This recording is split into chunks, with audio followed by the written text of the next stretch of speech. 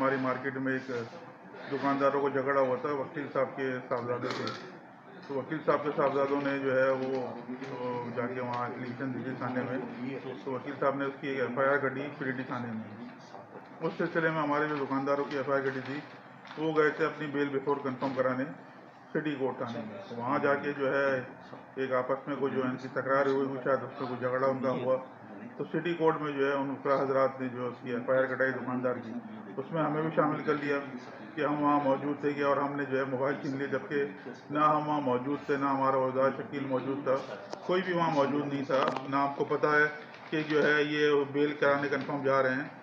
और उन्होंने एक इल्ज़ाम लगाया कि हमने जो है वो उनसे मोबाइल छीन लिया और अपना जो है वो झगड़ा किया। ऐसे सरासर गलत है। ना हमने कोई मोबाइल उनसे छीने, ना हमने झगड़ा किया। हम तो खुद कानून पसंद लोग हैं और अल्लाह का शुक्र है लोगों के मसाइल हल करते हैं, लोगों की प्रॉब्लम दूर करते हैं, और हम जो है ऐसा कोई गलत काम कानून के खिलाफ नहीं कर सकते। तो इस सिलसिले में हमारी कराची बार के सदर से भी बात हुई और इसके अलावा सिंध बार के वज़ारान से भी बात हुई है हमारी।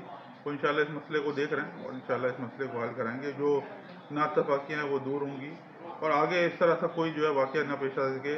अगर कोई हमारा दुकानदार ज़्यादती करता है तो हम कोशिश करेंगे कि भाई उसके खिलाफ कार्रवाई की जाए, और अगर कोई वकील अगर कोई ज़्यादती करता है तो कराची बार या जो जो मुतल्लिका उनका इदारा है वो उसके खिलाफ कार्रवाई करे। हम एक दूसरे से कोऑर्डिनेशन करेंगे आगे, ताकि ऐसा कोई वाक़या जो है दोबारा रूनुमा ना हो और ऐसे जो ये मामलात हैं इसको जो है बढ़ाया नहीं जा सके।